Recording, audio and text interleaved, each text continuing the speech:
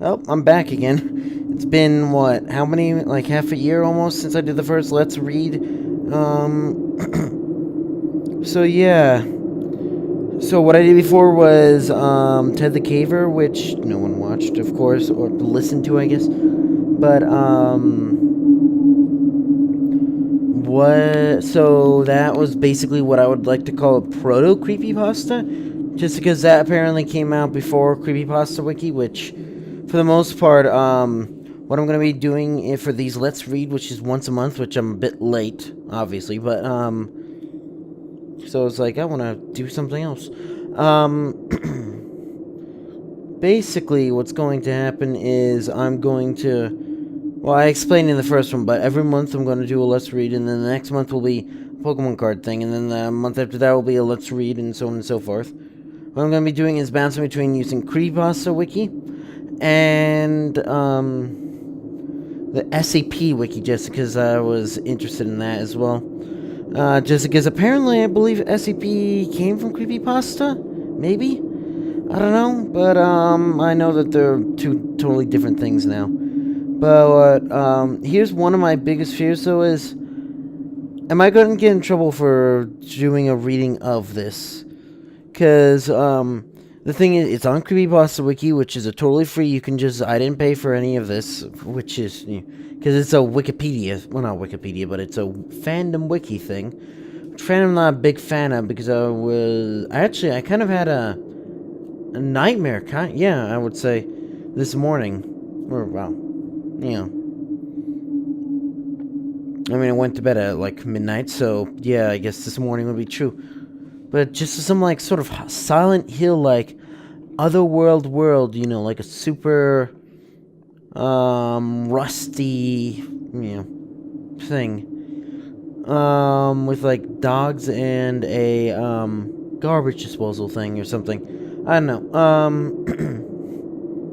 But I don't. Again, I don't know if it's considered a night. Any nightmares I've had recently, which hasn't been too many, thankfully, but anything like that hasn't really. Like I haven't woken up being scared or whatever. I guess it's still nightmare, but it's not night terror. I think.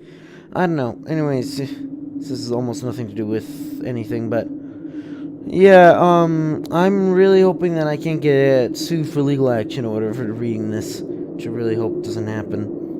I mean, you can file a copyright claim or whatever, just tell me not to do this, but it's a Wikipedia thing and fandom wiki thing. And it's under, what I'm doing is suggested readings. I was looking if there's like a rating system. There used to be, apparently, but it was just like, oh, I don't like this author or whatever, so I'm going to downrate all, generally anything that's just free reviewing or whatever, writing opinions on will always have people whose sole goal in life is to make sure this person is not successful and is as miserable as possible. It's what some people devote. I devote my life. I get external life. I don't even know because I don't want to say my life is all doing these videos and stuff like that because no, I do my whole nuclear class stuff, obviously. But Anyways, so the actual story, huh? Oh, and the free horror winter footage and horror wind stuff should be here in the description. I don't know if I'm going to want to use those from now on. I just read that there's something about snow in this, so I ended up I plan to end up using that, assuming I can even get the horror wind sound effect to download from YouTube, considering it's over 2 hours. But anyways, so 50-Foot Ant's first story. I'm the Creepypasta Wiki, and this isn't suggested reading. And I'm going down by order. If it's NSFW, not safe for work, which I believe I saw like the 5th story or something like that, is not, I will not be reading that. But and if it ends up being 2nd story is NSFW, and the 3rd story is normal, I'm not going to read the 3rd story because that skips the point. But yeah, chapter 1. I gave permission for the. Okay, so this is the Humper Monkey story to be used, which I don't know how I feel about that. But as well as my epilogue to the whole saga. Is he dead? Yes. He died during a particularly brutal year in our family. We lost two of my sisters, two of my brothers, including Monkey. As an uncle, my mother suffered multiple strokes, and my son got his leg blown off by an IED. We had to sell the family property to cover medical bills, funerary expenses, and make sure the widows and the kids were all taken care of. Monkey's son died of an overdose not too long ago. Was the 2/19th story true? There were only 20 of us in the barracks when it burned down. Tandy vanished, to be found that spring during ARTEP. The barracks replaced the burned down one was plagued by electrical and heating problems. Units suffered several disappearances over the years that were listed as AWOL or training accidents, or death by misadventure after a cursory investigation. We had suicides, murders, disappearances, and strange deaths. Winter was the worst when the snow would pile up. We would be impassable for several weeks, and the noise and lights would start again. We had our own little mini post away from the main post. No else we didn't even know existed. We had our motor pool, our chow hall, our own dispensary, and our barracks. That was it. Our unit, unlike most companies, was over 200 strong and run by a full-bird colonel. And even though we were listed as a company on the TO&E for the battalion, considered over a third of the battalion's manpower, it was really confusing when I went to stateside and went to my first formation to find out that a common company size at the time was the size of one of our platoons. I was sent to a different post, and most of the time my Germany tour on TDY, and drunk with my friend John Bomber, working in various ammunition sites where nuclear and chemical weapons were stored. How fitting. Monsieur and Grobenheim were top of the list. Whenever I was recalled back to the Union, I spent as much time drunk as possible. Was Tandy real? Yes. Were some of the dead found looking like they were a victim of the Joker toxin? Yes. Were some people never found again unless as presumed victims of foul play? Yes. Place haunted? If any place on Earth was haunted, it was the 2/19th company area. Finally, my stories are all about drunken stupidness, women, and general stupidity of the immortality of youth. I keep it that way deliberately. I don't like to think about 2/19th. I don't talk about 2/19th, not even to my mental health tech, my wife or my friends. I don't have pictures from back then, and I didn't keep in touch with anyone but Nigel Bomber. A few others of those Stokes came to Monkey's funeral and cried. I hope you enjoyed the ghost stories. Some things were changed to keep anyone from figuring out where he was stationed. Names were changed to protect those who like me, probably just want to forget about the 2/19th that happened there. But Tandy is real. Now, the first 11 of us have died. More than one of those who died became paranoid. The ten who was stalking them were claimed to have seen his twisted visage outside the window in the days before they died. Do you believe he stalks the first 20? You decide. Chapter 2. My 13-year-old kid woke me up screaming at the top of her lungs for last night. When I went into her room, which is at the back of the apartment on the second floor, she was on the far corner of the room, covering her face and crying. Her curtains were open next to her bed, and the window was cracked slightly. As soon as she saw me, she ran to me and threw her arms around me, crying hysterically. When she calmed down, she told me that she'd woken up because someone was tapping on her window, and when she rolled over and looked, that's when she saw it. Fingers had reached in, were slowly drawing her window open further and further. In the darkness was a white face with deep sunken eyes that hated her. It smiled like a jack-o'-lantern. That's when she screamed and threw herself in the corner. I told her it was a dream. Goddamn 2/19th. 2/19th, company area, or I guess 2/19ths, let's go with that. Company area, restricted area, Western Europe, Christmas season, 1988. And then change to protect the participants. I woke up on the top bunk with the usual glaze of ice on the ceiling above my head, shivering from the cold. I had to piss pretty bad, so I climbed down careful when I put my weight on the floor. Sure as hell, a thin patina of ice coated the tile. The room was silent, dark, and lonely. The lights on my stereo system were dead, so I didn't even bother with the light switch. The power was out again. I took a leak and then got dressed. Long johns and a t-shirt, jeans, and a flannel shirt with nice warm socks and my combat boots. Shivering, I grabbed my keys, flashlight, and knife, then headed out the door, locking it behind me. Walked down towards the double doors that separated the hallway into two halves. The hallway was as long as the city block, pitch black, with just a dim glow from the emergency lights. I feel like I've heard of this story before. Yeah, just the whole ice thing and the heat and electricity. And I had ice glittering on the walls. I thumbed on my flashlight and clipped it to the pocket of my flannel, so I didn't have to bother holding onto it. Something banged and screamed behind me. I hunched my shoulders and pushed my head My pockets ignored the low moans as I passed the laundry room and pushed my way through the double doors with decay running me, and the unmistakable subtle scent of rotting blood was whipped away by a cold breeze, and my breath plumed down in front of me. My boots thudded on the towel as I headed towards the far stairs, passing by people's rooms, people I knew, people I drank with, fought with, and worked with, people that were gone back to the States to deploy to Graf or Bremerhaven, and a skeleton crew of 24 mission-essential personnel behind. I have been recalled from Fulda, where Bomber, Nigel, and I have been TDY to Oven Accra for about 3 months and denied leave. Which was the reason I was opening the door to the main stairwell, which went 2 stories above me and 2 stories down, the last underground. A shriek sounded from upstairs, followed by a low, sobbing moan. Sharon went down the flight of stairs, keeping one hand on the ice-slicked wall in case I hit a patch of ice with the grip strips, and went down the stairs. 2 days ago, a new E-5 out of Fort Hood hadn't listened to her warnings, went too fast on the steps, hit a slick spot, and fell by stairs, broke his leg, couple ribs, and a compound fracture on one arm, while knocking cold, and he froze to death in a puddle of his own blood before anyone could find him. I pushed open the door to the CQ area, noticed that the door to the first floor rec room was closed, along with the day room, and of course the unisex bathroom that nobody used. Yes. The same bathroom that Tanny vanished out of before the building had burnt down, and were built according to the same floor plan. Jake's? I called out. No answer except for the emergency light behind the desk, giving it up and slowly fading out, pulsing slower and slower before finally being nothing more than a faint red glow, more felt than seen. No CQ, no ACQ, no duty driver, no assistant duty driver, no nothing. Just me shivering and breathing out plumes of steam. Curious, I walked around behind the desk and opened the log. The clocks on the wall were right, and they were all off between 5 and 15 minutes. Jake said answer the phone when the Amosites called about a half hour before. At the unit zone, they were all clear, but nothing else was written outside the hourly checks from the FSTS sites. Parkas, cold weather masks, trigger mittens, all were laying on the table against the back wall. Shit.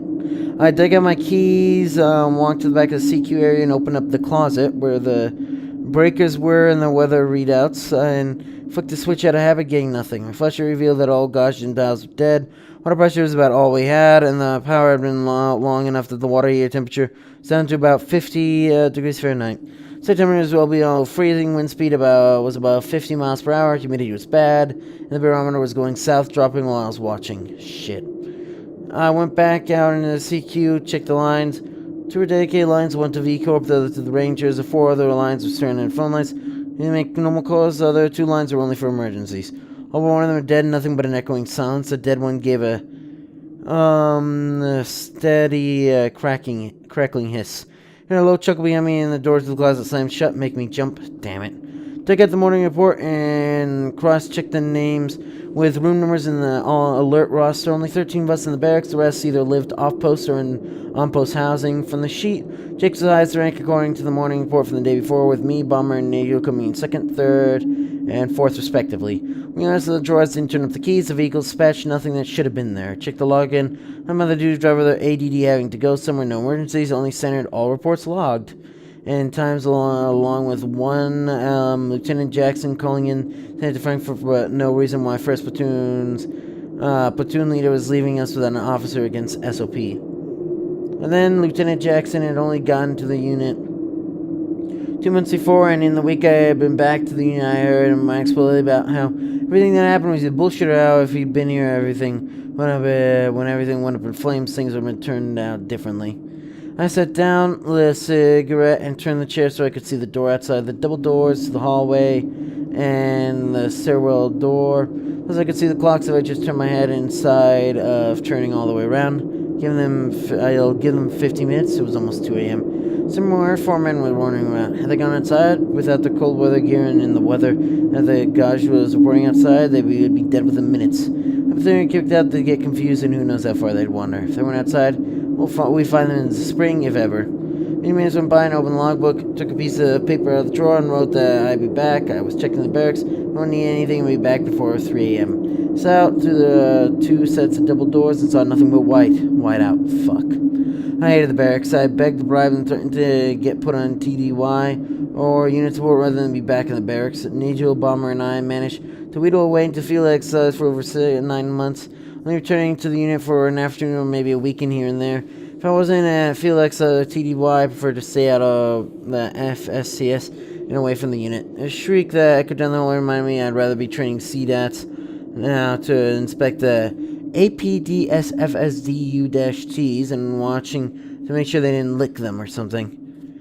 I used my key to open the day room, the rec room, find nobody inside. In the day room, the TV was on, displaying only static, and through the window I could see nothing but swirling white with faint hints of something dark moving out there that I told myself was just my imagination. Taking a few deep breaths, I went in and checked the bathroom. It was ice cold inside, sinks and stalls still looking like nobody ever used them. There's dust on the sinks and the floor tile was dull with no black streaks from soldiers' boots in them. Nobody had been there for weeks and months, and maybe not since the building was built. Another scream sounded out from behind me, and I shivered and headed out of the bathroom. Came out shivering more than the cold after being in that bathroom. So yesterday we went seeing Tandy before ARTEP. I half expected to see his shaving kit still open on the sink. The double doors between the CQ area and first half of the ground floor hallway screamed when I pushed my way through them. My flashlight beam danced around, sparkling the frosting of the walls. My breath plumed out in front of me as I walked down the hallway, my boots thudding. As GT Swope had slipped on ice in the hallway a few weeks ago and broken her elbow. I stopped outside Nagel's room and knocked on the door. It took a few minutes and few more knocks, but Nagel answered, wrapped in a nightgown, fuzzy robe, and a blanket with her fuzzy bunny slippers. Her looked to combine irritation and sleepiness. "What the fuck do you want, Aunt?" she snarled as she yawned. "Go beat off, I'm sleeping." CQ crew is gone, can't find the power's down, I told her. "Go away, don't care," she answered. Went to slam the door, but instead it bounced off my boot. "Get dressed, Nancy, I'm gonna grab Bomber." I smiled and held on my keyring. "Don't make me come in there." You know, behind me as I walked off and she closed the door. Through the double doors, take a left, up a flight of steps, stairs, take another left, head toward the end of the hallway. Ignore the screams, ignore the sobs, ignore the cold chill down the back, ignore the whiff of burning flesh and jet fuel. God, I want a drink. I didn't bother knocking on Bomber's door, I just used my key and walked in. For some reason, when keys were handed out, I came back after everyone else had moved into the barracks. They handed me a key, which turned out to be a master key. You named it in the barracks. My key opened it if it wasn't a secure area. Heavy security door unlocks. I should have turned it in. Should have reported it, but for some reason I kept it. Bomber was curled up under his blanket, so I just grabbed the edge and whipped him off. 219s is required to be extreme cold weather survival certified by order of the post commander. Before you can move in the barracks, you had to attend the class. You learn how to survive in the cold, and one of the most important parts was how you sleep. While a person is sleeping, they have a tendency to sweat. The sweat can create ice between the blanket layers. In a sleeping bag or on top of your blanket / fart sack, you have to sleep a simple way, naked. And Bomber is sucking his thumb like always. "Get the hell up, you Texas retard," I've yelled. Okay. This is 100% what the thing says, so please don't come after me because I said something that I shouldn't have said. I yelled at him, throwing the blankets back on top of him in order to spare my eyes any more full view of Texas. He came away pretty quickly, and I filled him in what I hadn't seen. He cares both the situation and me, but if you didn't refuse to come with me, just bitched and called me a chicken shit for not doing it all by myself. While he dressed, I stood and looked at the window. It was nothing but swirling, thick white. If I wasn't dumping snow on main posts already, it was going to smash the fuck out of them within a few hours and dump a few feet on them. Ski was already thrilled with all the power, and we were cut off and isolated again. Angel was waiting for us as the CQ area flashed in her hand, picking up the phones, listening and slamming them down. "How the fuck did our dedicated line go down?" she asked. Hey, Lions ran to main post. The cables were wrapped in foam and in pipes were then buried into the ground. By all rights, there should have been nothing short of a nuclear weapon able to knock them out, and then only if the line itself got damaged by the burst or sabotage. It was 02:30. Logbook was unchanged. The cold weather gear was still there, and the clocks were still ticking away. At that time, they were all off, had shifted. As normal, rumor control said that no two clocks in barracks hit the same time. What do we do, Aunt? Balmer asked, rubbing his hands together. All of us were in jackets. Balmer and I wore fleece-lined levy jackets, and Angel wore a goose-down jacket. But it was getting colder in the barracks, and the chill was starting to soak into her bones. First things first, see if we can get the generators fired up. Straight out of the handbook. We hit the middle stairwell and went down the basement, the darkness seeming to get thicker as we went. My flashlight started to dim, the beam getting more and more yellow the further down the steps we went. Our footsteps sounded muffled and the wind managed to slither into the stairwell and pluck at us with icy fingers. The generator's room was down in what used to be the sub-basement, which we had to access by going to the furnace/water heater room. I locked the door and my flashlight went in. Bomber and Angel waited for me to switch the batteries on my flashlight. We were going to a building that extra batteries. I would store the batteries wrapped in paper and then wrapped it with tinfoil before we opened the door. Instead of hot water heaters set silently against one wall, the furnace was silent. The oil tank squatted between the water heaters and the furnace. The room felt claustrophobic despite the size, all bare and painted concrete. Pallets of covered war stock lined the far side of the room. The door to the stairwell to the sub-basement was at the halfway point. Across the room from the oil tanks. You should have stayed in Fulda, an Angel bitched. I'm so cold my fucking nipples are gonna fall off. We grinned at her and went in. We stopped by the switch boxes and moved the big handle switches from external power to internal. Bitched for a few minutes about how cold it was, then walked over the door, quickly unlocking it. When I hauled the door open, the smell washed over us, decay. So the basement always smelled like there was something dead down there, no matter how much time had passed.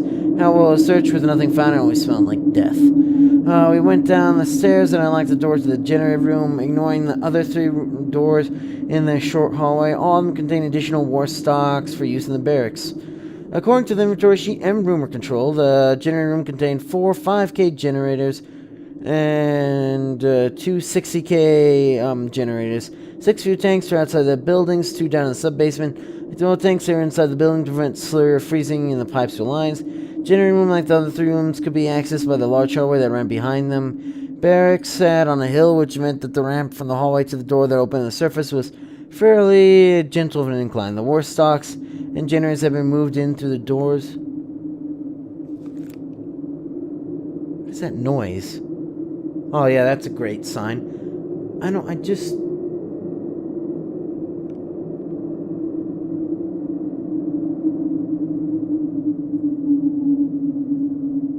It's gone now.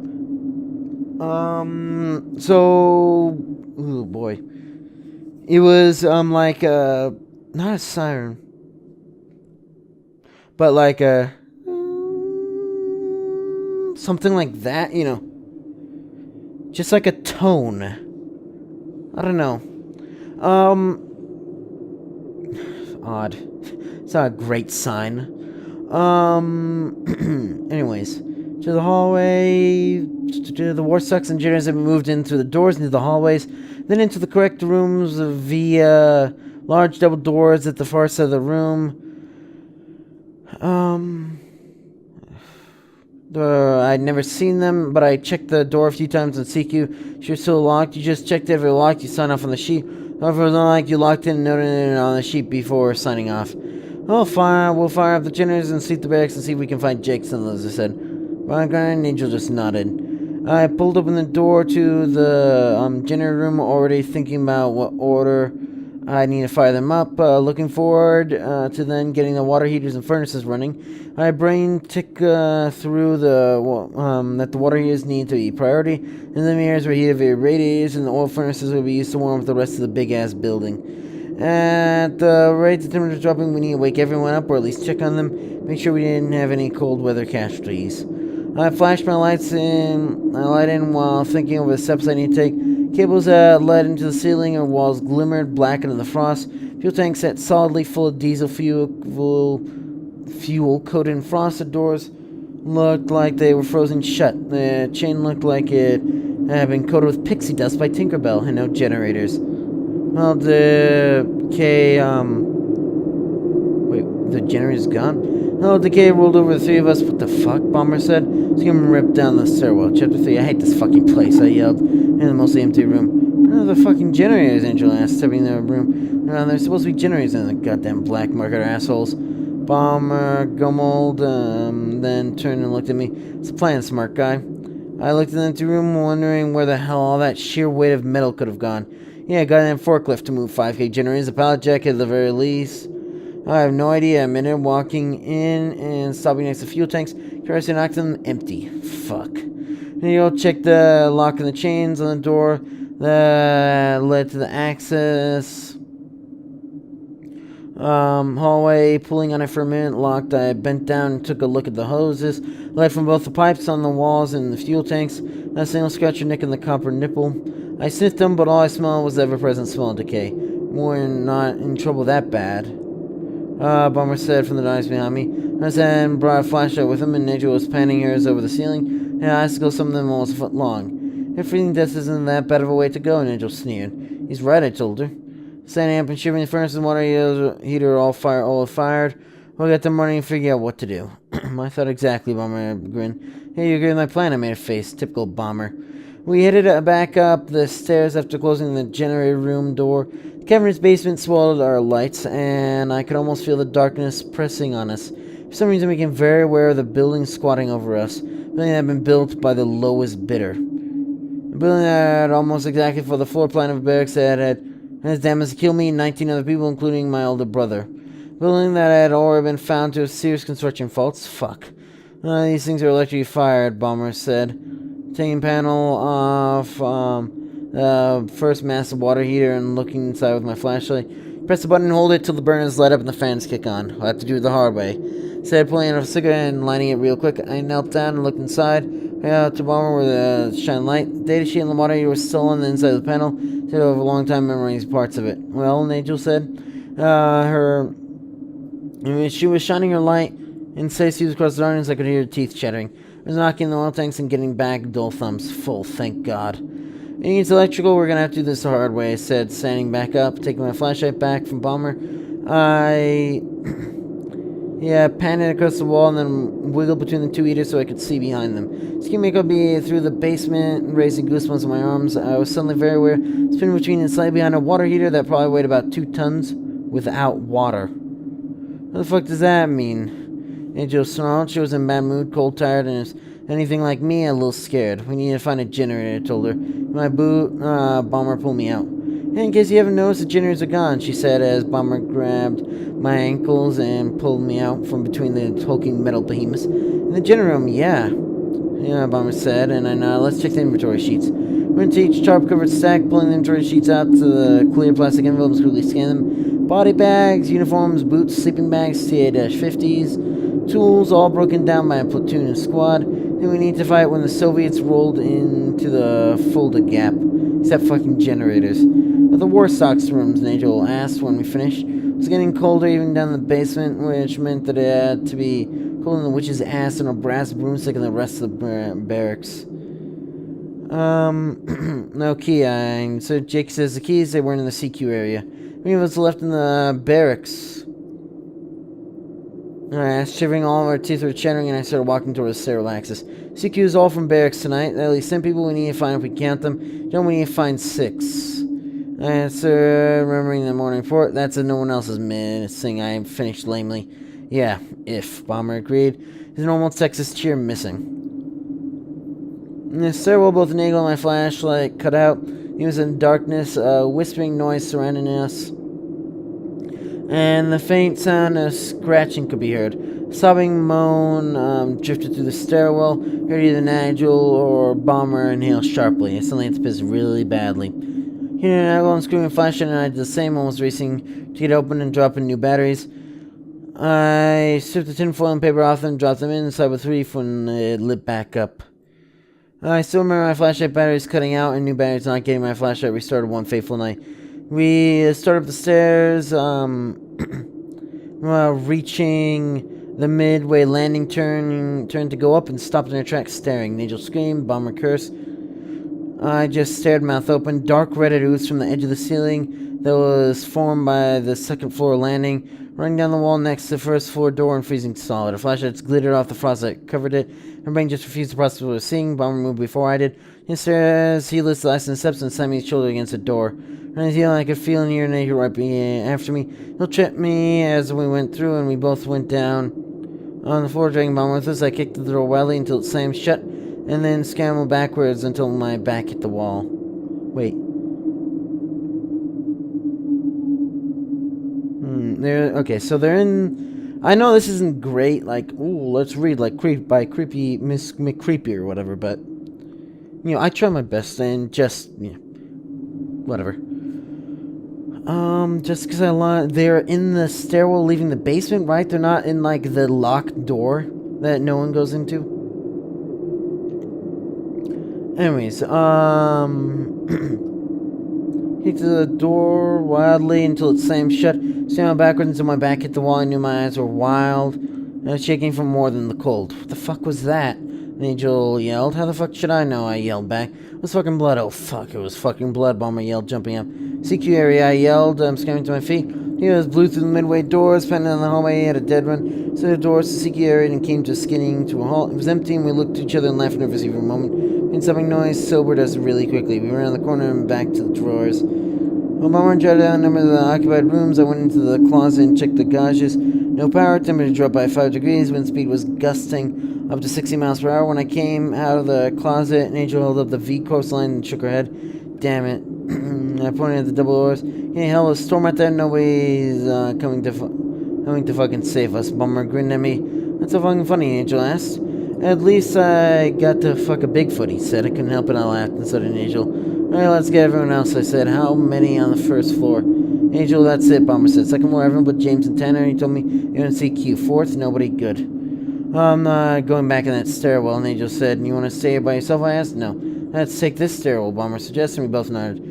Third floor first, I said, rummaging around in another drawer. Coming up with a heavy-duty flashlight. One of the ones with big square batteries. I clicked it off and on, slapped a few times, we got lucky it lit. Bomber opened the door, we shined our flashlights in. No blood on the wall, but there was still thick ice. We trumped up the stairs to the third floor and pushed out in the hallway. The space to the right was empty, but an angel suggested me sweat through it real quick, using my keys to open the doors. Nobody. He knocked on Tannel his door first and got no answer. After trying twice more, I unlocked the door. Went in, it was empty. I relocked the door and went back, headed back. And to Jake's room, I repeated the process. When I opened the door, the wind hit us in the face. Ginger in the hallway was dropping. I could see that his window was open. Letting in the snow and the wind, cursing, went in and shut his window and looked about. Empty. Like in the second floor, my Daniels and Haywood shared a room. Haywood answered the door after I banged on it a couple times. What the hell's going on? It's fucking freezing in here, he said. He was dressed in PT sweats. Furnace and water heater off, and we lost power. Daniels in there? Yeah, why are you banging my door? I'll tell you later. Just stay in your room, okay? I said. You woke me up for that shit? I'm serious, don't go anywhere just yet, but wake up Daniels and get dressed, I told him. Why, yes. Taking into account, we're gonna figure out what to do, I told. You're an asshole. He answered and slammed the door. I sent him to kick in his door and beat his ungrateful ass. And as I answered the door, wrapped in his blanket, when I told him to get dressed and wait for me in his room, and shut the door. Jacobs and Lewis did both the same. Her answer, so I unlocked the door and went up. He was curled up in his bed, pale under flashlight beams. His earlobes and the tip of his nose had a blackish blue tint. Shit. I said, reaching and shaking me so ice fucking cold. He held her flashlights at an angle. I said, holding mine to her, Bomber did the same and moving up to Carter's feet. Ready? I asked. Bomber and he pulled the sheet out from under the mattress and got a good grip on it. On 3, we lifted up and Nagel led the way back to Lewis's room since it was closer. Is he dead? Lewis asked as soon as he opened the door. Not yet. More answered. Lewis nodded and stepped aside to begin in the room. Here was a bed that wasn't a bunk bed and set him down on it. Sheets, blankets, and all. Get on the covers of them. I'll pile your blankets on top of you, Nagel said. Alright, I stepped back. Lewis had been to Artist Valve just knew. That's pretty much the only chance Carter had. Bomber and I took the flashlights, and I took Nagel's, and then she went over and gathered the blankets off the other 2 beds. Then Phyllis climbed in the covers with Carter and wrapped his arms on the other man.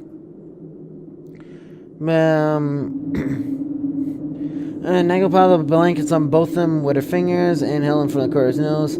Still alive, she said. Wait here, we'll be back, Bomber said. I'm freezing, Lewis told us, shivering on the covers.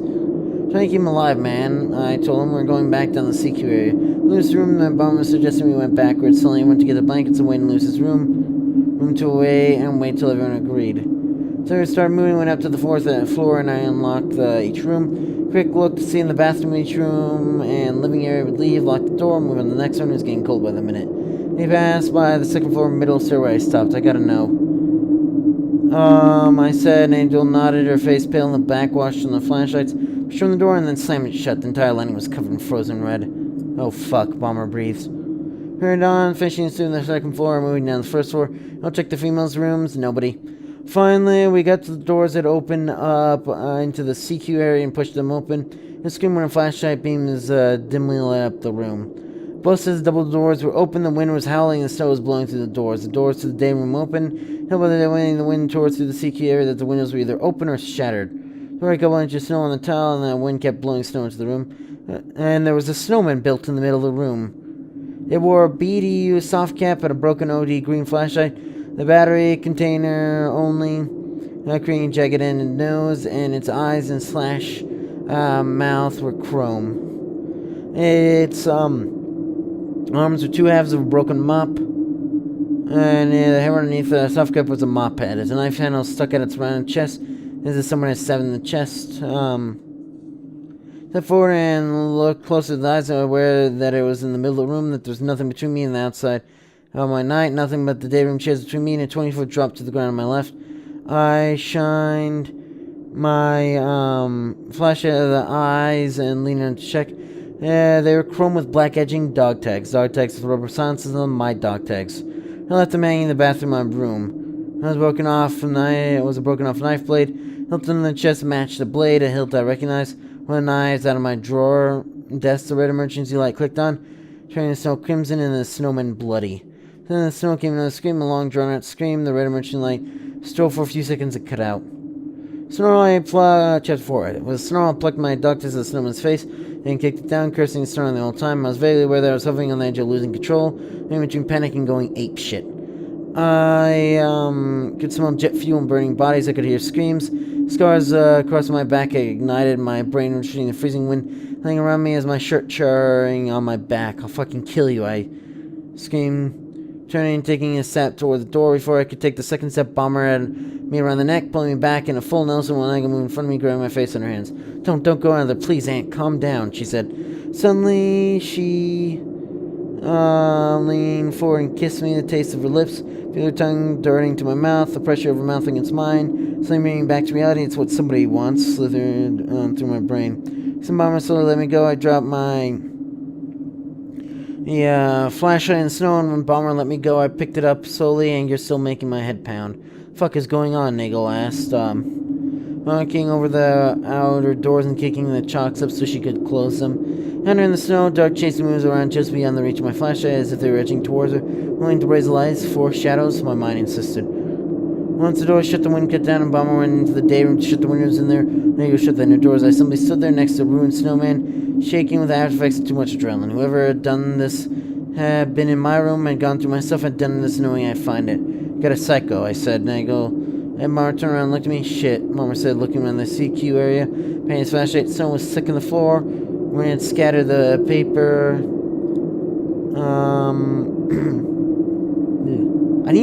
Here's the problem. I read too fast. Well, I read, mentally, I guess, faster than I can speak. So I end up just accidentally looking down and then losing my place. Anyways, looking in the CQ area, painting his flashlight.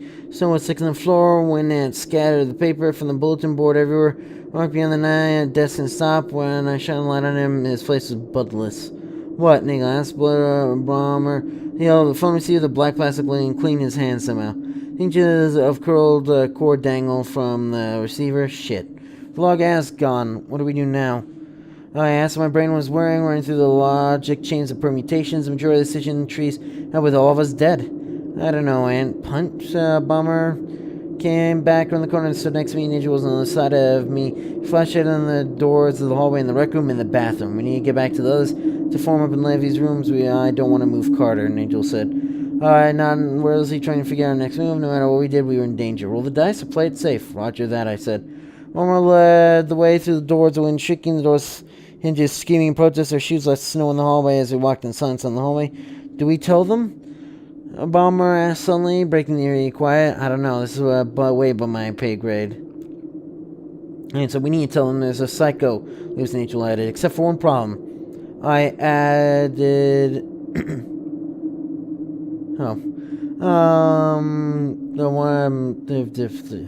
Except for one problem I added as we pushed the second set of doors. I started to reach for the door handles to the middle stairwell and pulled back with a hiss.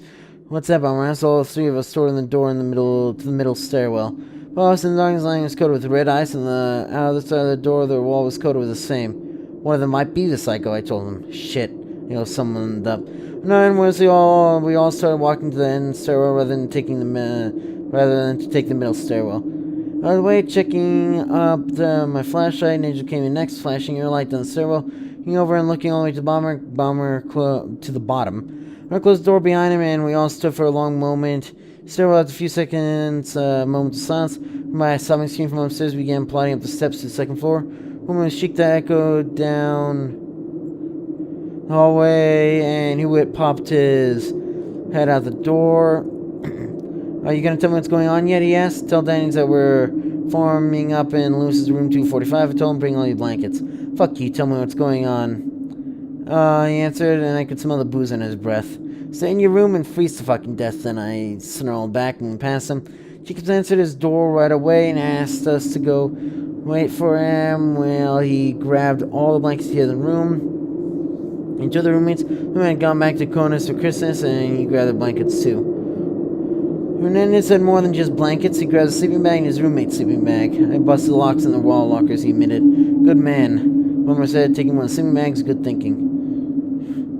We all walked down the hallway. Outside the wind was howling. Inside, moans and screams echoed through the dark hallways. I unlocked the door to Lewis's room with my key and went in. I was half afraid the room would be empty except for Carter's corpse. Lewis? I asked. I'm here, Aunt. I almost wet the sound of his voice. How's Carter? I asked, moving further into the room. Those follow me. He's shivering, Lewis answered. I think he'll make it. Thank God. And Angel breathed. We're gonna form up in here and I'll explain when everyone gets here, I said. And he walked over and sat on an empty bed, sitting blanket offered by Jacobs with a wan smile wrapped around herself. Them turned back to still dropping. I was almost ready to go down to the room and drag them out when Hewitt and Daniels showed up. Hewitt wasn't carrying anything in the blanket's arms, including the quilt he usually kept on his bed. What the fuck's going on, Aunt? Hewitt asked. I don't know, I admitted. So go down and start the generators. Nagel barked and Ash laughed and held up her hand when everyone looked at her. Sorry, it's just that ain't happening. What do you mean? Hewitt again with a nasty tone. I caught myself looking at his hands. They were clean. The generators are gone, Bomber answered. I don't think they're ever there, but even if they were, someone stole them. Bullshit, or it's... Oh, you three are full of shit. Then go check high speed, I snarled back. Hey, Hewitt, since he'd gotten there in June. He's a nasty mouth fucking bigot who talked shit about people being on their backs, being all nice to them purpose during Reforger. He'd taken my Walkman from under my pillow and took it out to guard duty with him, kind of putting it back with dead batteries. I don't even know you're fucking lying, he said. Me lie again, I snarled, taking a step towards him. My muscles were still thrumming the adrenaline from that fucking snowman, and my frustration and fear built up into a temple-throbbing rage. You're a fucking liar, Aunt. Saying, what are you going to... Drawing my flashlight at him with his mouth was open. Touching him right on the lower part of the jaw, and I felt it go under my knuckles. He started spinning with a blow, but I wasn't done with him. Put my left into his stomach, folding him up, and drove a knee into his face. Thing went red as I went with him down the floor in the darkness. Bomber and Hernandez dragged me off him. I was shouting that I beat his ass for that goddamn snowman bullshit and everything. Everyone was staring. Lewis was sitting up, and it was obvious that both he and Carter were naked under all the blankets. Eyes went from me to Lewis. Lewis, why are you and Carter naked? And his ass and Angel was leaning down next to him, checking his pulse. Hypothermia, he said, gotta warm up or he's gonna die. He lay back down, pulled the blankets back over the two of them. Oh, Daniel said, and then turned to me, what's snowman? I filled him in when I'd seen so far. Well, go up during the county, and his guy told me that he didn't think it was over. I hope not. I want to beat on that racist cocksucker some more. Blood, no fucking way, Jacobs protested. Go look, and he said. Lord Nagel's flashlight went out the door, and I locked it behind him. 5 minutes after he was hammering on the door, I opened up, and he rushed in the room, his face pale. There's fucking blood everywhere, he half yelled. No shit, Sherlock, Bomber answered. Filling in on the rest, including the snowman. Thankfully, Bomber omitted the part where I almost went charging out into the snow. There was a lot of crush outside the room, and all of us jumped. It's getting cold as fuck in here. And I said, we gotta do something. You get the plan, I said. He turned to me and looked at me. Bomber and Adriel and I are going to go out there. I said, everyone stared at me. At the door of the room, there's a long, drawn-out scream. Bomber, Nigel, and I walked down the hallway, only my flashlight leading the way. Nigel and Bomber had given theirs to the few people left in the unit that were all gathered in Lewis's room. The barracks peaked and going around us, and already a steady slamming noise could be heard coming from somewhere in the building. Frost glittered on the walls and floor with patches of ice here and there. When we pushed the midpoint doors open, there was a crack of breaking ice and a swirl of wind around our legs. Once again, I cut the odor of something dead and rotting. Someone's opened some more windows, Nigel said. And it said when we paused on the other side of the door, so there's a scream of agreement that floated down the stairway behind us. Who do you think it is? I asked. If it's someone from the unit, it's either guys from CQ or someone from the unit that we didn't know was back. Said, rubbing his hands together. Key Rice, it's called. He kept walking toward my room. I pulled my keyring out of my pocket. We stopped in front of the door. I agreed to grab the extreme cold weather gear out of our rooms before we followed through them with the plan. I held a little bit more than a trace of desperation. Sadly, it's pretty much our only hope. Carried more than a little bit of risk. I reached out, put my hand on the handle of my door, and reached forward with my key, and my door fell inward, hitting in my hand and smashing me across the shins.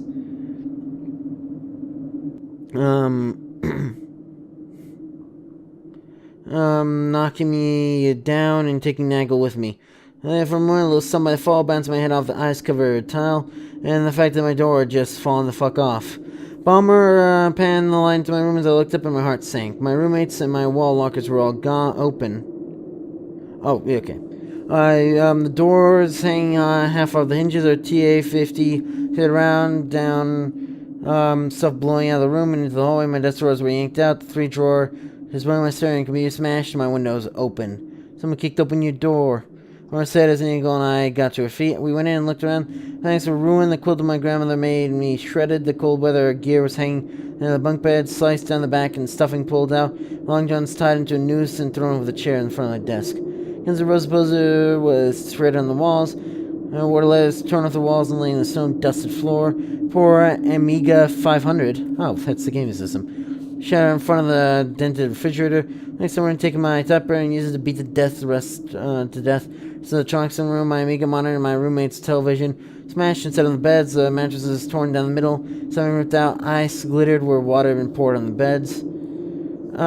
Top of it all, my roommates and my clothing's found in the middle of the room. There's nothing more than a massive ice and cloth. Someone poured water on the clothing, stood in the shower before throwing it in a pile in the middle of the room. I think someone doesn't like you, Bomber finished. No trace of the usual good humor. Sex accent thick enough to smother someone. Nagel was moving through the room, staying in the beam of the flashlight, poking around the wreckage that not too long before I'd been in my room. You think? I asked. Someone had even cut the finger out of my black gloves and torn up my trigger mittens, and then left them on my desk, a chunk of ice to mock me. My knives were broken, the hilts and blades laid out nice and neat on my dresser. Simple lighter collection was destroyed, the light is pulled apart and crushed instead of nice and neat on the dresser. Size 3.5 and 5.25 floppies were broken, scattered around, or crumpled up and thrown about. My alarm clock was smashed and then set back up around my room's dressers, and the hands pointing at midnight. Everything was gone, everything I owned, everything my roommates owned was destroyed. All 3 bottles of wild turkey had been broken and left in my bunk. Let's try my room. Okay. Let's try my room. Mama suggested a few minutes. I nodded immediately, trying to figure out who had done it and why, and was coming up blank. We all walked a few doors down to his room. We paused for a moment, thinking of the banging noise from inside, beyond the door. He gave me the smile that he usually got right before he clocked someone in the face. I smiled back and drew my knife from the sheath of my belt. Okay, never mind. I thought he was like, oh, Bomber was the killer or whatever. Or I'm honestly suspicious of a narrator, to be honest with you. He turned the handle and I held up 3 fingers, jerked my hand and folded one. He then finally made a fist. With a shout, he threw open the door and both were in the room. Bomber's windows were open, wind whipping snow in. All workers were open, doors banging back and forth. Many of the bunks were bare, his wall lockers empty, even the one with the civilian clothing. His walls were bare, his roommate's lockers were empty, his TV was gone, even his rodeo buckles were gone off the walls. The room was bare, only a desk drawer on the beds, no 3-drawer chest, no drawer, desk drawers, no drawers, dresser drawers. Even the bathroom was stripped clear, bare as if nobody lived there. My room, Nagel said. We lay each other without bothering to search Bomber's room. We heard stairwell, jogging in our haste to get to the... before whoever had ripped Bomber in my room to shit got to us. First, through the doors and the steps, flashlight casting wild shadows on the walls. Slipped on the first step, Bomber yelled and went face first down the stairs, bringing his arms over his head. Searched forward in the darkness, the flashlight flying from his hands. To the ice and lunged forward to grab him. My foot go out from under me right at the edge of the steps. A windmill reached out and, grabbing the steps, going up and swinging hard against the banister. An angel screamed Bomber's name. Bomber cursed as he bounced off the steps. My knife, and the stairs vanishing in the darkness with a metallic clatter. I managed to keep from going head first down the stairs, holding on the steps and breathing hard. He grabbed my jacket and was pulling me towards her. An action I was grateful for as I scuttled for told. I took a couple of seconds, managed to get me back into the landing. I was groaning on the halfway landing, so we knew it was alive. Engel bent down, ran a hand over the edge of the landing, then reached down and felt the first step. They were coated with ice. Sick ice, she told me. Fine, thanks for asking, Bomber groaned. Assholes. Angel and I moved down next to him, moving slowly. The flashlight had landed on the landing.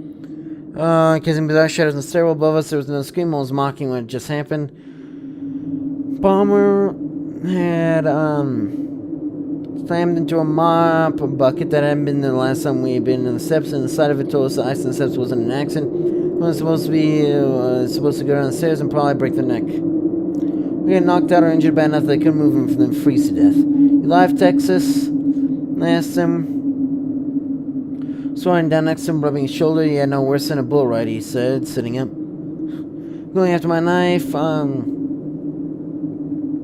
told him scoop me on the flashlight. When I and Angel looked doubtful, but she didn't argue. I looked down the steps and the darkness and a sudden change of heart. I moved from fucking with us to setting up traps. What was down there in the darkness? Fuck the knife, I said. Well, helping Bomber up? No, we go after it, he said. Why? I asked. Right now we're unarmed, and I don't think you want someone running around with a knife that the whole company knows is yours. Angel answered before Bomber could say anything. We need your knife. I nodded, and together we walked to the flight and a half of the stairs. Slow and chain flashlight on the steps to watch for any more traps. Steps we found a knife laying on the floor, the matte black juggernaut blade. Patient for me to find it. That wasn't what I had attention. Towards the lower room was wedged open in the light of the flashlight. We could see down the short hallway to the door on the outside. It was wide open to snowy night. Staring at the door in the hallway, I reached down and felt around until I got a good hold of the night and slowly straightened up. Visible outline of snow footprints that came from outside and stepped way to the stairway door. Bare footprints. She had 6 needle covered her mouth, her eyes wide, and she backed up until she hit the steps and fell on her ass. One was staring at the footprints, his mouth, footprints, his mouth working silently. The wind went from swirling in the entryway to howling up the stairway in a split second. To her glass shutter above us, I couldn't take my eyes off the footprints. No. No. Nagel moaned. Can't be, Bomber whispered, barely audible with the wind. Don't, I pleaded. Don't say his name. Knew right then who was fucking with us. We were stalking each other. We killed, the 4 men. CQ, who had nearly frozen Carter to death. Carter, the only person still in the entire barracks. Even part of the first 20, except for me. I turned to tell them something. Anything tried to deny that the snow outlying footprints told us when we heard it. Laughter. Low, bubbling laughter. I had read about evil, heard about it from fire and brimstone preachers in my youth. Been told I was evil by my mother, and thought I'd seen the aftermath of evil by coming to the 219th. The laughter that echoed from the dark stairwell above us was something that made everything I thought I knew about evil pale in comparison. And the evil I'd known before was a small child, holding breath till she crapped her pants because she was denied a pony. Silence except for the howling of the winds, except for the howling of the wind descending on the stairwell as we all looked at each other. We heard the rush of footsteps coming down the stairs. The banister began to shiver. Knew what was happening. He was coming down the stairs. He went in the orderly room hallway, and I turned, grabbed the door, and tried to pull it shut. It didn't budge. Come on, Aunt, Angel yelled to pull him asleep. Fuck this, I can take him. I saw him pulling my knife from his sheath. No, you can't, Bomber yelled, grabbing me back by the back of my jacket and pulling me away from the door. Come on, Aunt, we need you, Angel said, her voice crackling with fear. Could hear him coming down the steps. We were trapped between the stairs. Where something dark and evil was rapidly ascending towards us in the blizzard outside. Come on, I yelled. And towards the door, we had a chance. If we kept our heads together and didn't panic, we could do it. My knife as we headed to the door, the freezing wind bringing tears to my eyes. Kill the flashlight so he can't follow us. Are you fucking crazy? The angel asked, flinching from the wind, as the light went out and the hallway went completely black. Go down the hill to the ski resort, we can make it, I yelled. Grabbing Angel's hands, John, grab her hands and don't let go. One step at the door and the blizzard took us, the wind screaming around us, slicing through the heavy fleece and dim jacket like it was tanning oil. Snow smothered me, blinding me almost immediately. My face, ears, and hands instantly numb. The wind cut through my pants and my balls. Felt like someone had just kicked me square in the sack, then gave a dull throbbing, then just vanished, all in less than a heartbeat. I took a hard right instead of heading straight, reaching out with my free hand to put my hand on the walls of barracks. Soon as his hand moved as quickly as it could, keeping my hand on the wall. Forever passed till I felt the corner of the building, and I made sure an angel made it, then kept moving the incline, telling me that we were moving towards the front of the building. Snow made it treacherous going, and I knew if I slipped, I'd lose my bearings as I rolled down the incline, past buildings, possibly across the road, and into the German woods. That's what the killer was. The incline on the sides of the barracks, the 15-foot drops, was so easy to slip, lose your bearings, freeze to death before you even understood what had happened. Drug an angel up the hill, blind, deaf, and numb. But she still had a hold of the bomber, my best friend. The ground leveled out, and I knew I was either crying or sobbing in relief. A handful of steps more, and the next corner came, and I followed it until I hit the picket fence that surrounded the line of company. Pulled an angel close and reached out until I felt John's denim jacket, then pulled him close too. We're almost to the front entrance, I yelled. Thank God, Bomber yelled back. He probably thinks we're dead, an angel yelled. Let's go. Hold on to my jacket, I hollered back and climbed into the fence. The angel holding on to me, throwing me off balance. I still once I was over, remember that I was left to the front of the building if I use the fence from the inside? I thought I was worried I was starting to warm up. Wait, what? Oh, shit. That's hypothermia. Okay, next, followed by Bomber, and we fumbled up the building until we found the steps that led to the CQ area. The wind hammered at us as we fought our way up the steps and pushed our way through the outer doors. Lack of wind, felt like someone had just wrapped me in warm blankets. We pushed open the inner doors, and Bomber clicked on the flashlight. Here is empty, and we all breathed a sigh of relief. Moving as silent as you could, we snuck down to an angel's room. She reached for her key, and instantly Bomber reached out and stopped her. The flashlight in his own face and shook his head and pointed me first and him. I was open wide, and it took me a second longer to realize what I was saying. Our rooms had been trashed. One of those was waiting for us in Angel's room. I closed my eyes for a second, thinking fast, and dug my keyring out, my numb hands clumsy. There were a couple doors in the hall, and waited to Bomber to shine light on the name tag on the door, SPC Stokes. I my key in the lock and unlocked the door, quickly opening and waving Bomber and Angel in, and then quietly shutting the door and locking it.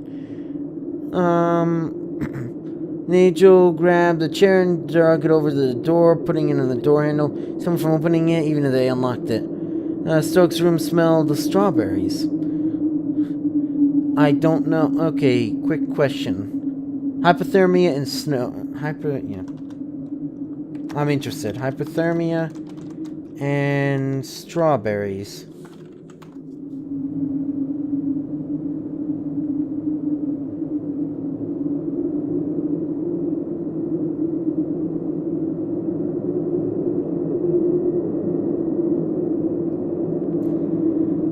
Hypothermia, dehydration, facts in seniors, I guess.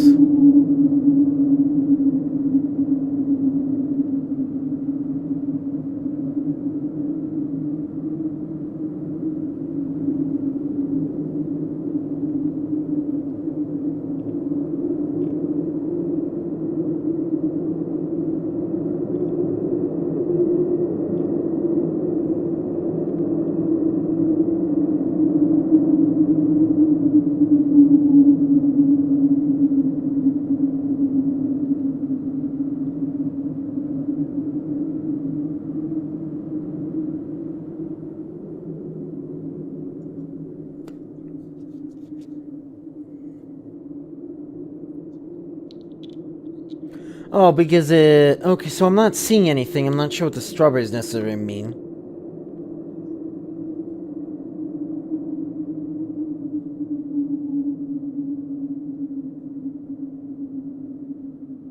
Yeah, and I see why strawberries it was shown up in Google, because it talks about, like, giving water-rich fruit.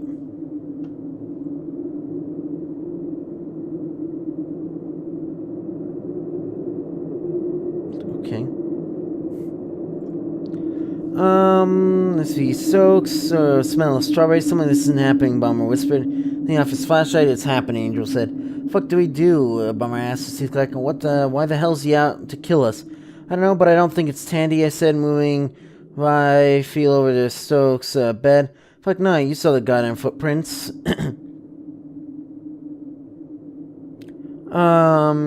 Bomber swore, coming close to me. I pulled her heavy quilt off her bed. Wadded up and set it on the bed. If it was Tandy, he wouldn't have fallen for it. He would have snatched us and killed us one by one when we were outside. Nigel answered for me. That's his will out there. We wouldn't have made it to the side of the building. Bingo, I said. Reaching out and grabbing Bomber by the jacket. Come here, Nancy. When she bumped into me, I reached down and grabbed the heavy quilt from my brother to her and wrapped the three of us in it. Angel's arm snaked around me and pulled...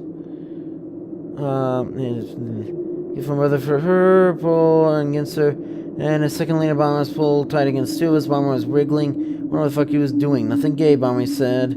Felt his fingers unbuttoning my jacket and my flannel, finally pulling my off. A second later, Nagel smothered a giggle, and I knew he was doing the same to her. Then we pressed together, shivering, shaking in the middle of Stokes' room, naked chests pressed against each other, pressed our faces against each other, trying desperately to warm our faces. What's the plan? I asked, shaking so hard I was sure that I was going to dislocate a hip or something. Your brother's room, Angel said, her teeth clattering. Oh, hey, yeah, doesn't your brother still have your dad's pistol on his wall walker? Bomber added. He was quaking as bad as I was. Yeah, he does, and a shitload of knives, I answered. We warm up, take his cold weather gear, take his pistol, grab some knives, and we go with the original plan, Angel. Finished, she suddenly giggled. What's so funny? Like one of my best masturbation fantasy, having two guys press against me, she whispered. No smother laughter, I don't know. I don't think now's the time to warm up that way, Bomber whispered, his voice mocked serious.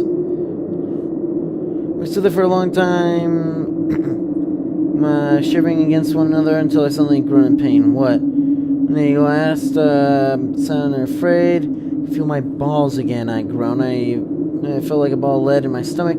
All strong, my cock suddenly felt like it was on fire. That's a good sign, Ninja whispered. It'll feel like someone's trying to bite them off, huh? Looks like I don't feel anything. Like, Bomber.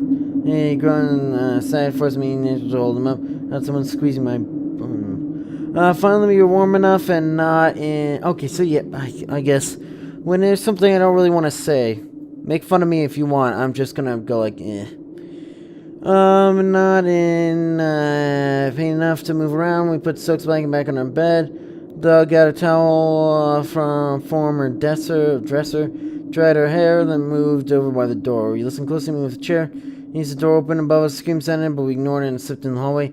Lock it on rest? No, leave it. We might need somewhere to run again. Angel said. Good plan, I agreed. You agreed to go to the end stairwell, and we moved quickly and quietly to the heavy door. It was propped open and wind howled down the stairwell. For once, it was going to work for us. We slipped up the stairs, being careful to watch for eyes or anything else. It's not in the second floor hallway. The room was only a few doors down. I grunted. I counted the doors and waited for a Bowman to catch up with a flashlight. And I light on the door nameplate just to be sure there his name was.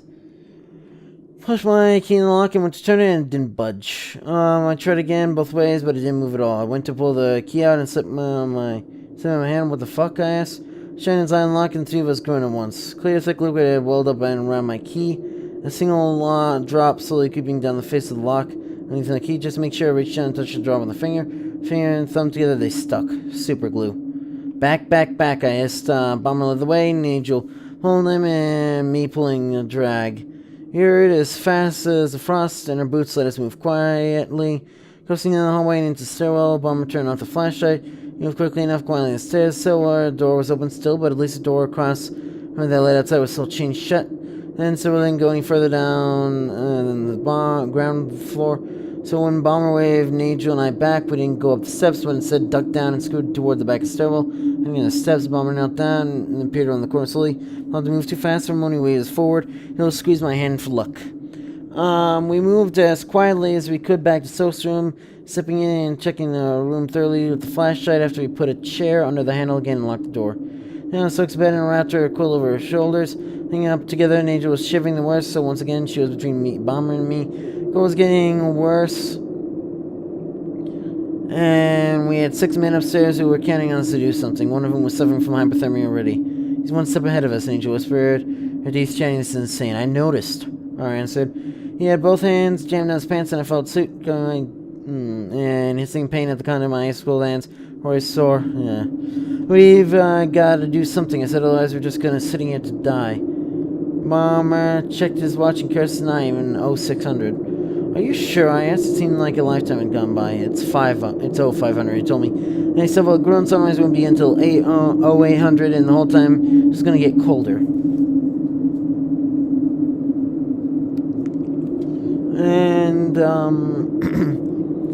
it was gonna get colder and summers wouldn't help. All it would do is turn the entire world white. If we tried to go outside during the daylight, it would be even worse shape. Put the blue lens in and hand me a flashlight. I'm gonna toss Stokes' room, I said, holding out my hand. Bombs took the moment and then tied it to me. I slipped out from under a heavy quilt, checking out everywhere. Stokes was on leave, not on Graffer Berman. GA50 would be here at least, and if you're lucky, your 2 roommates' stuff would be here too. Jackpot in the dresser drawer full of panties.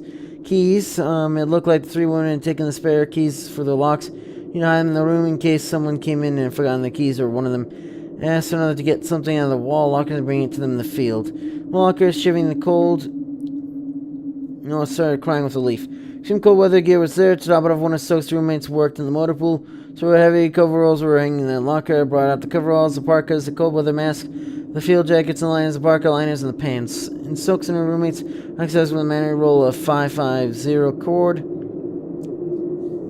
In Stokes' 3-drawer chest, I found her Leatherman, and the flashlights were on their rucksacks. Found the vibrators. I gave some thanks for women. 3 of them were what? Okay. Silently paused. I never make any jokes about deep or wide women again. When I got out of them, I found and okay, this is starting to get ridiculous.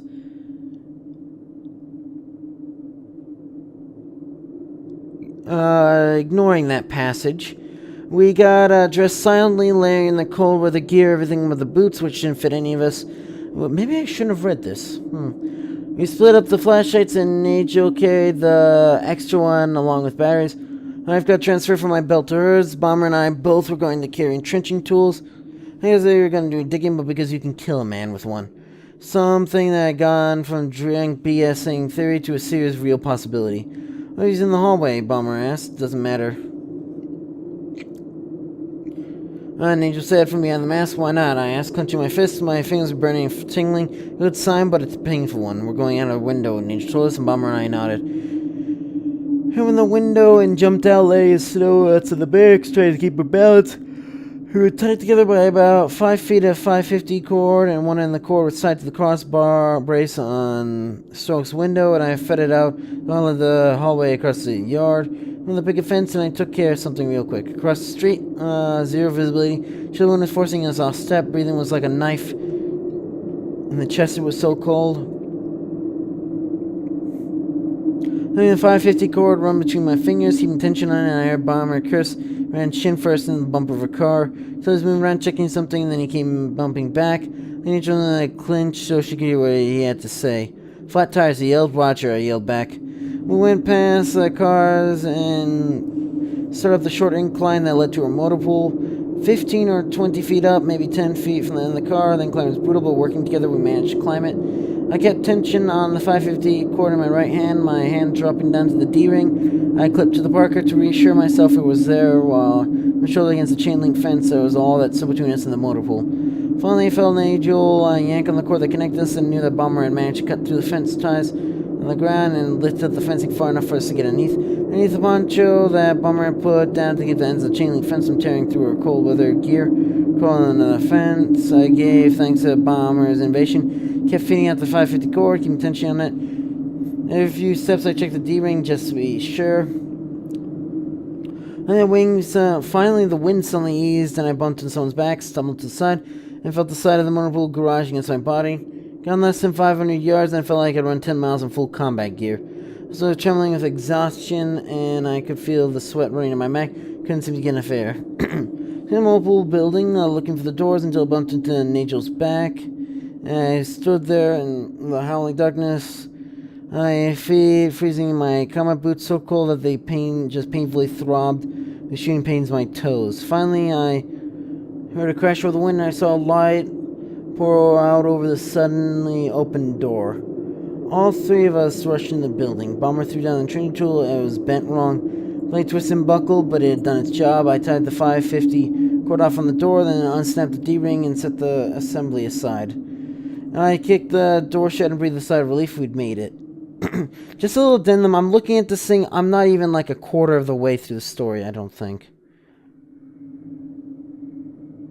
Oh, yeah, we are nowhere close.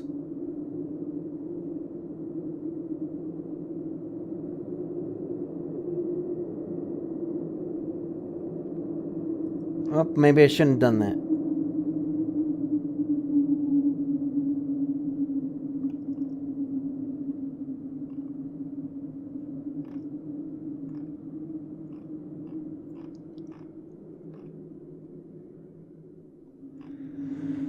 Okay, but what's gonna happen is if I hit 2 hours, this is going to be part 1, which,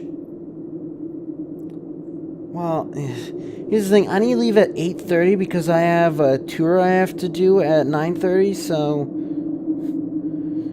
yeah, this will end up just being part 1, and there'll be a part 2 next in 2 months from now, I guess. I promise.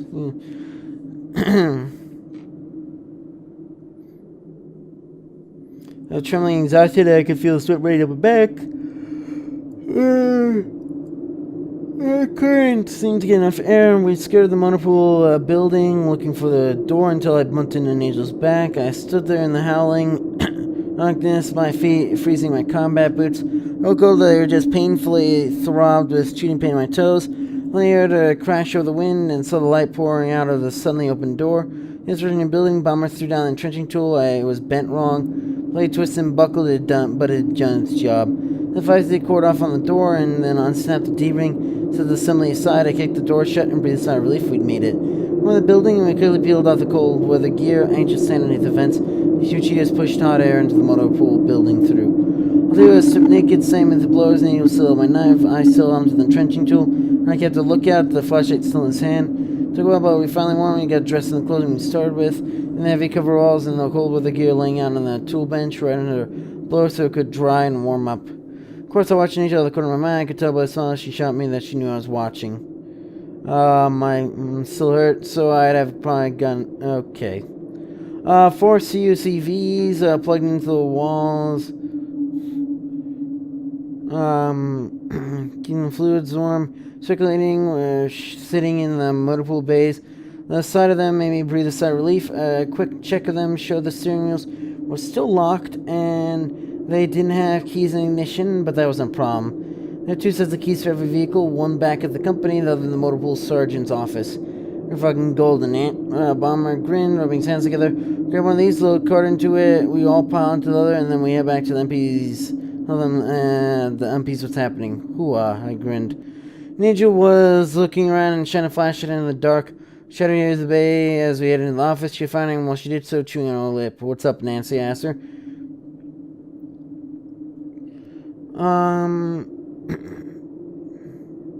Anyways. Looking around, the motor pool bay was big, but it was largely open. Anyone coming at us would be seen quickly. Between the 3 of us, it would get royally fucked up. I'm forgetting something, but I don't know what. She told me, I just know it. As a matter of grin, pointing at the NCOAC's office door. I think so, she said softly. We moved up to the door and checked it. It was locked, but I slammed the point of the entering tool between my friend right at the lock, and when with a short open, we went in, grinning, and opened the key box with one go back with the entering tool. It was empty. Just a piece of paper that someone had written, missing something in red ink. Lights cut off and the blowers went dead. In the time the lights went off and the emergency lights cut on, running feet, the dark and evil laughter, and a loud booming noise, he was still 1 step ahead of us. Boomer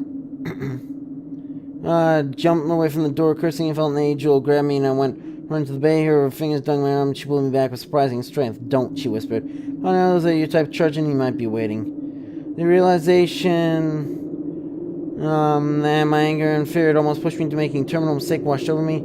Rushing fear and pain were driving me toward making some mistakes that were something we couldn't afford. And we need get our weapons. Bomber said we'll get accident back to the company, hold up in Lewis's room. Someone comes for us.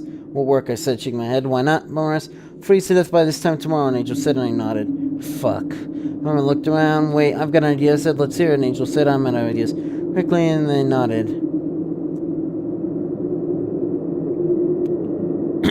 Sure you can do it? Angel asked when I got done explaining it. I'm sure, I told her. I'm pretty sure. I went out the door first, entrenching tool in hand. My nerves hyped up, but no way jumped us. We stuck together, gathered everything up, and then made our way back to where we left the parks and the other cold weather gear to where it had been.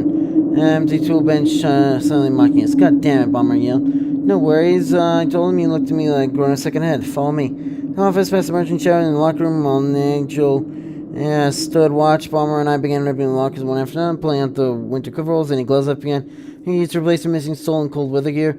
Sure, while Bomber and Nigel layered 4 sets of coveralls on, put on some of the motor pool's guys' lucky work hats.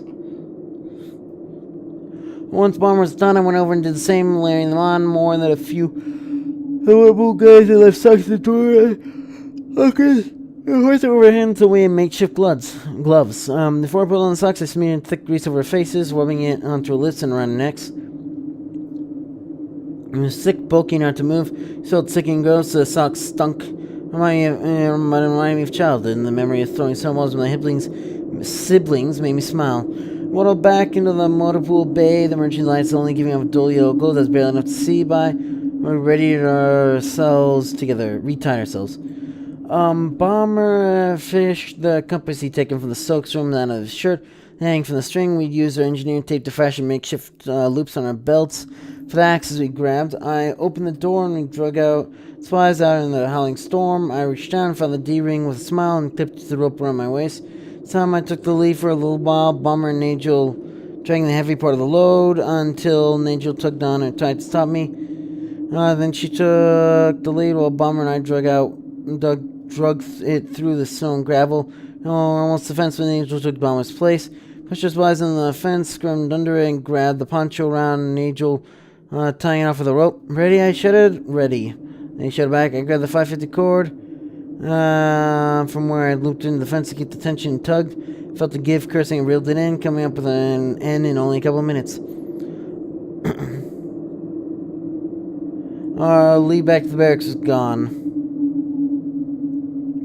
Without a lead, our chances of missing the barracks and tumbling down the hill, getting turned around in the snow, were almost assured once again. I always thought they were one step ahead of the three of us. I tapped Nigel, who tapped Bomber, and then they gathered close. When Bomber turned on the flashing shine in my hand, you could all see that the end wasn't cut, it wasn't snapped, but it had been untied. We had to get back, but it was more than just us. The wind howled with glee and whipped the snow around us. Cutting snapped against my glove, driven by the wind, and I could see Bomber shaking his head, the blue lens over the flashlight, him in his face, a bruised look in the darkness and the snow. I dropped the line we shot and grabbed the D-ring and tugged the line threaded through it. It held firm. Not this time, I snarled. And the other two nodded in agreement. You two grab it. I'll lead, I said. Man led the way down the hill. They lost control of the package and slid down the hill. Stopped where it snapped into the bumper of a car. Even over the woods, we heard the sound of crunchy plastic and breaking glass. Still, check over in the dim light, showed that it was all still good. Bomber and Nigel grabbed it and picked it up, carrying it across the tarmac. The D-ring was still tied off to the fence. He'll use the axe to chop through the little white picket fence. Bomber led the way using the compass and led us to the edge of the building. Stokes' room, Nigel yelled out. Negative, he was in there to untie the line. We'll bust in the center fire escape, then we'll have to take the mill stairwell, Bomber asked. Back me up, I answered, and stared into the door lock with the axe. He had ripped through the steel lining of the door, and a few more to smash the lock up, good enough to pull open the door. The smell of death and decay rolled over me when I opened the door. The darkness behind the door was more absolute than darkness I stood outside. Snowflakes whirled in, and danced, vanishing in the gaping maw of the door. I clicked on the flashlight I'd stolen from the Stokes' room, the beam muted by the snow howling around us, and I stepped in the barracks. It was somewhat colder inside the building.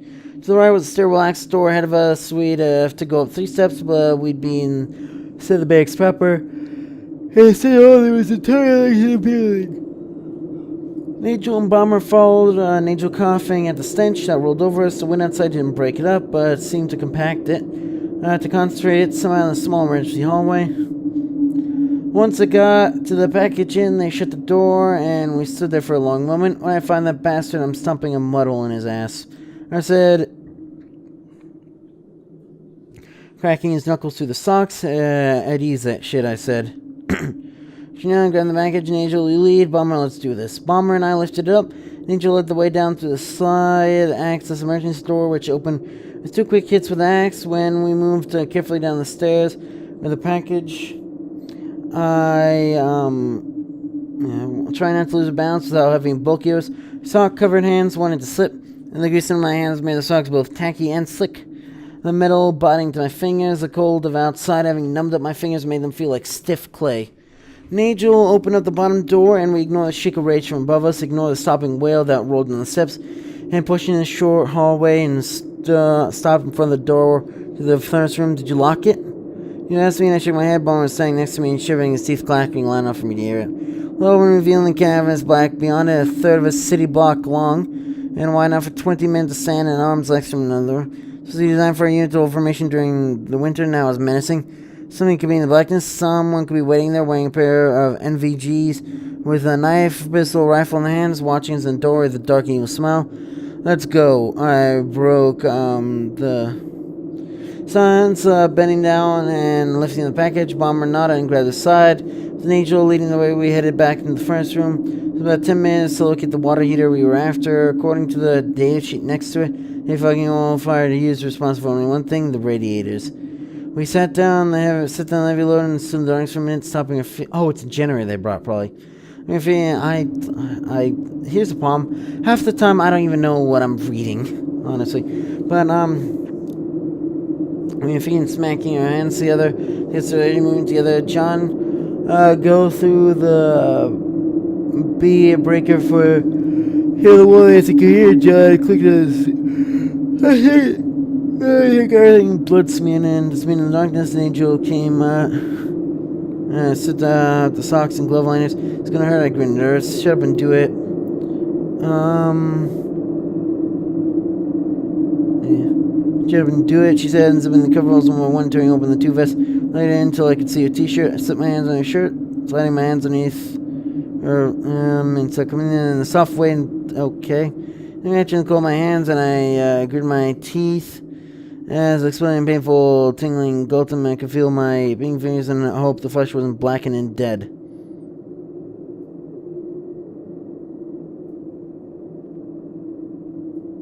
Okay.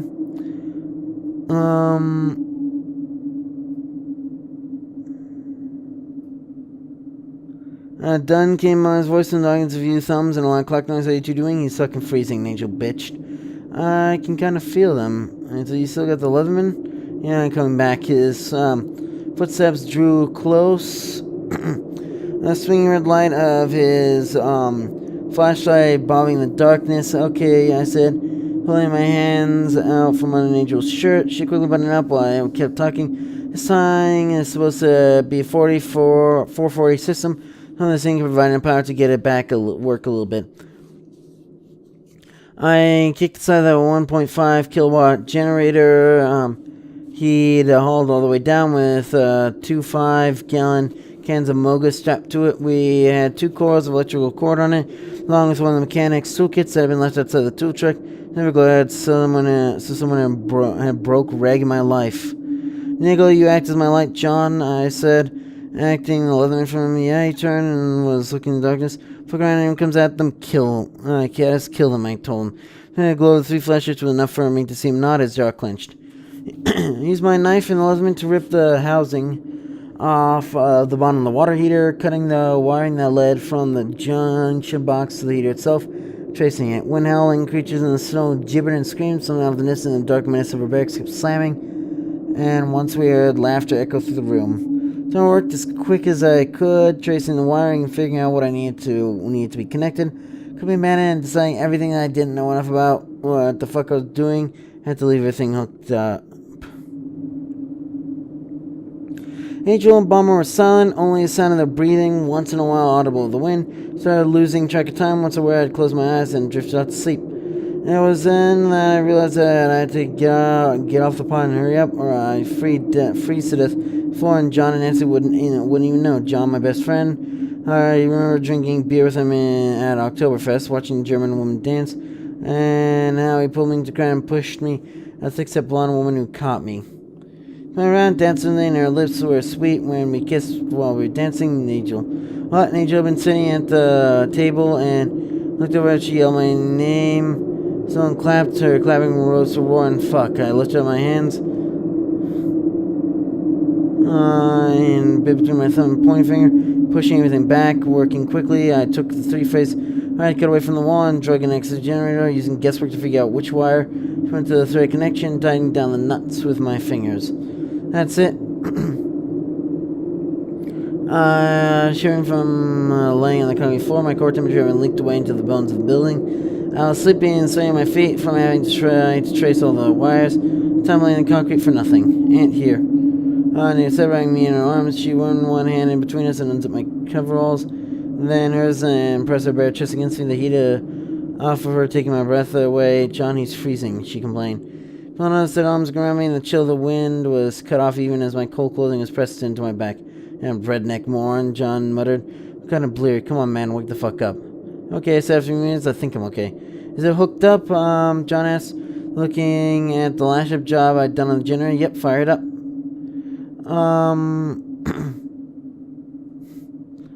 I took... yeah. Anyways, is it hooked up? Yep, fire it up, I told him. He nodded and bent down and wound a rope he'd taken from around his neck into the generator. Took 6 tries before it fired up. Something on the water here began to click. Including John knelt down, reaching out and pressing his thumb against the big red rubber button. The water heater clicked. There's a thin whine of the fans coming up at speed, and then pale light erupted from the bottom as the whole oil tray rails lit up. He was making sputtering noises, and John bent down and began fucking with the top of it. He had built with it.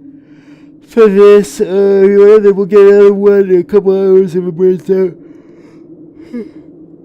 Yeah, before it's gone, I'm sure. Let's secure the room, I muttered, still holding out to Nigel. Felt like she was burning up with fever, like she was made of hot coals.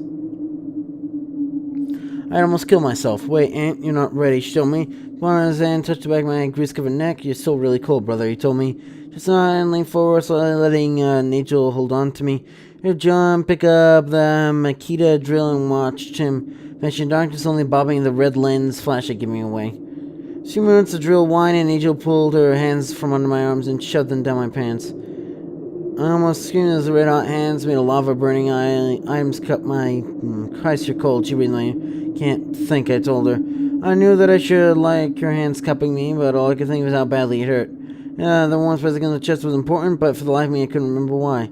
John's son will go upstairs and I'll warm you up, she promised, flicking her tongue out and touched to my earlobe. And sputtered as she licked the grease I'd smeared my ears with. As the light grew on me, the air vibrated as if the building was giving birth, following by a couple of loud snapping noises. We jerked back from Nigel, sure that the spore beams had broken, the building was about to collapse on us. Which I grew loudly, feeling better, Nancy asked me. Is it me at the front of her coveralls? Yeah, I told her, following suit. The adrenaline helped. Just something I could hear boots coming towards us. Is that you, John? Yep. Fleeing the red light, up to his face and smiled. I got it done. Good, let's get the fuck out of here. Axis dragged the extra stuff over to the 2nd platoon's war stocks on the tarp and hid one can of mogas under HQ platoon's tarp, another under multiple platoon's tarp. Back out of the small hallway and Bomber shut the door. I slapped all 4 hands shut and inserted the heavy-duty vehicle locks into them. That should give us a little time, said John nodded, reaching up, taking the 2-way radio behind the emergency light. The transit button was tamed down. Now let's head upstairs and check on the others. Another long groan shook the air, this time followed by the sounds of 100 men hammering on the door, and the air inside the stairwell seemed to shimmer with enormity of sounds. The sentry dedicated rolled over us again. CQ area. I checked the barometer and temperature, Nigel said, and we all nodded. We moved quickly, carefully up the stairs. It's glittering in the light of our Flashlights and my unspoken. And we know the eyes are glittered with malicious glee on the wall. The hallway is dark, and we could hear something moaning around down the length of the hallway. Somewhere there was a tinkle of shattering glass. John led the way, pushing to the doors, and walked carefully down the long hallway, pausing at the double doors that led to the CQ area. He'll glance at one another, knowing good and damn well anyone on the other side of the glass would be able to see our colored flashlights. Nod and John pushed the doors open, snow piling up.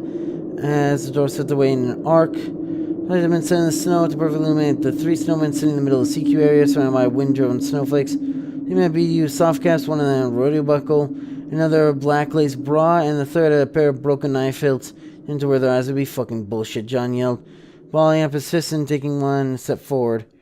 And that was when the dark figure you'd been saying by the story door slipped down, swung an axe, and hit John in the stomach. But, my voice is literally probably going to break soon enough, so. After 9 minutes of reading, that's going to be for this episode, though, so. I was thinking, so what's going to happen is, so this is March's, special video. April's going to be the Pokemon card thing again. Then, May's will actually end up being CP1, SCP-1. So this is going to end up coming back in July. So, guess if you enjoy this video, you know what to do. See ya!